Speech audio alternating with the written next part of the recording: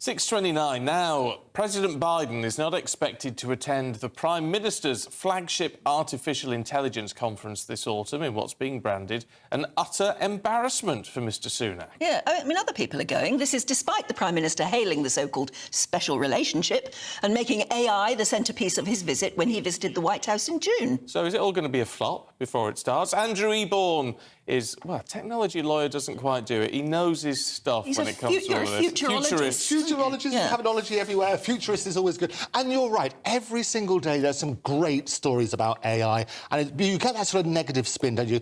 Tomorrow... Does it matter that Biden... No, it doesn't matter at all. Tomorrow is the 60th anniversary of Martin Luther King and that great speech, I Had a Dream. Tomorrow is? It is, 60th anniversary. Well, I have a dream that we celebrate what the UK has achieved in AI. We punch way above our weight. We are world leaders. Basically, Google DeepMind was created here. We have about, 50,000... Sorry, what's Google DeepMind? So they do all this sort of ChatGPT, you've got AI and so on and so forth. So we are the pioneers in this space. So why are we so frightened of it? Well, we should be frightened. There are risks involved. And Stephen Hawking, he said it's our greatest human achievement, but also the existential threat. So it's quite appropriate that we have it at Bletchley Park, because the home of where they cracked the Enigma code, the home of Alan Turing, that brilliant mind who first sort of devised the test for AI to say, hang about, this is how you can work out if you're talking to a computer.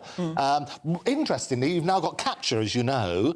Basically, that's the little thing when you say if you're a computer or not. Yeah. You have to work out, pick out the bus stops, and which is really tricky. What I love is that this week they did a research that AI is better at doing CAPTCHA than humans are, so it defeats that sort of object. I find that very annoying, that CAPTCHA thing. It is annoying, and we're not very good at it. About 50% of the time we fail, but 85% AI gets it right, so it defeats the object. Oh, now, so what have we seen in AI? That you talk about the excitement. A lot of us in the papers, it's all about, it's all doom and gloom.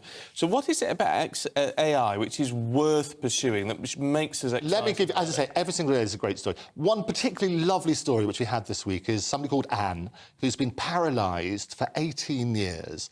And the only way she's been able to communicate beforehand is using her eyes, basically to pick out words, which is a really long process. What they've done now, using AI, is to use her voice. They can synthesise it. They've created an avatar which looks like her. It can do, and basically map the brain waves directly from the brain, so they can get speeches, and it makes it in virtually real time. They can use facial expressions as well, because that part of the brain is really, really powerful. So somebody who is in a world of silence all of a sudden has the power through AI to do that. Also this week... Hold on, through brainwaves? Yes, basically, it's brainwaves. What they do, they basically connect to... You're going to love this. It connects to that part of the brain where you can normally... where speech would normally happen. It can and also facial expressions. And what they do, they connect directly to that in an OK way. And what then happens, it can pick up those brainwaves. But I'd be really worried about that. I mean, we're all sitting here thinking, I'm speaking, yes, but I'm probably thinking other things as well. I can tell what you're thinking, Anne. I might be thinking things I really wouldn't want you to know. Oh, and it's going to get worse than that. It's going to be the best lie detector ever. We're going to be able to read your dreams in your night and to transcribe those as well.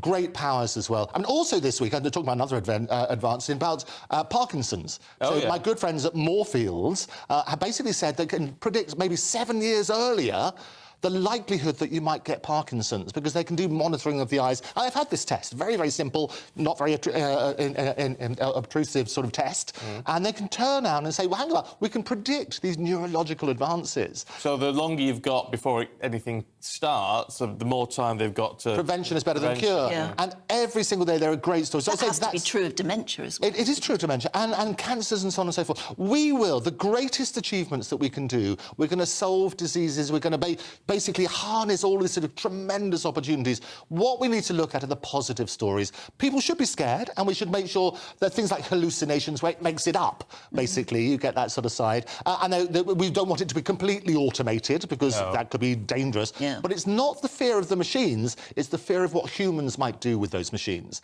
And that's what we need to regulate. So all praise to Rishi. Bletchley Park, we should celebrate that. I mean, and work if there's on that one principle. reason President Biden should come, it's just so he can see Bletchley. Oh, I didn't love it, isn't it? And it's not far, it's just an hour from London, Yeah. Milton Keynes. Wonderful. And all praises say to Alan Turing, who back of a £50 note. So you work on that sort of basis. I love it. Let's focus on the good. The only £50 note I've seen, the new ones, it was one of yours. Go on, you can have... I could do that. We work on that basis because it is always about sort of Alan Turing.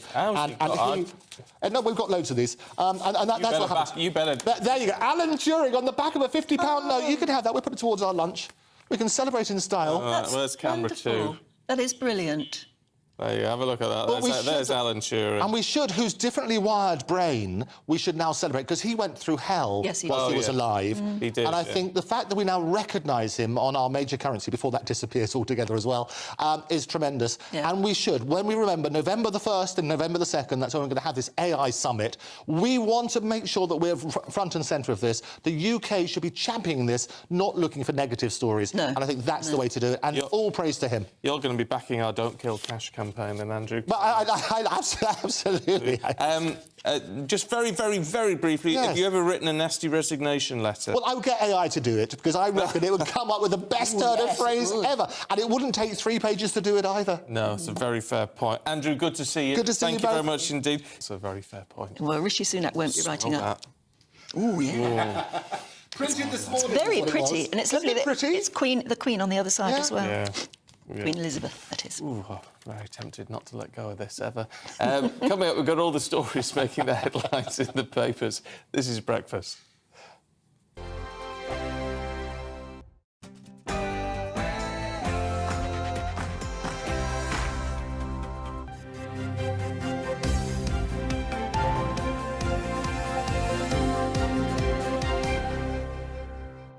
Andrew Eborn was here earlier, waving about £50 notes. He was, wasn't he? Well, I mean, to be fair, it's showing us Alan Turing on the back of it. But Neil in Morecambe's been in touch.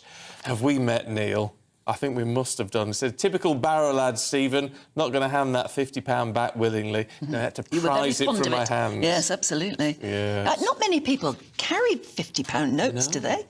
I haven't had one for eons. No.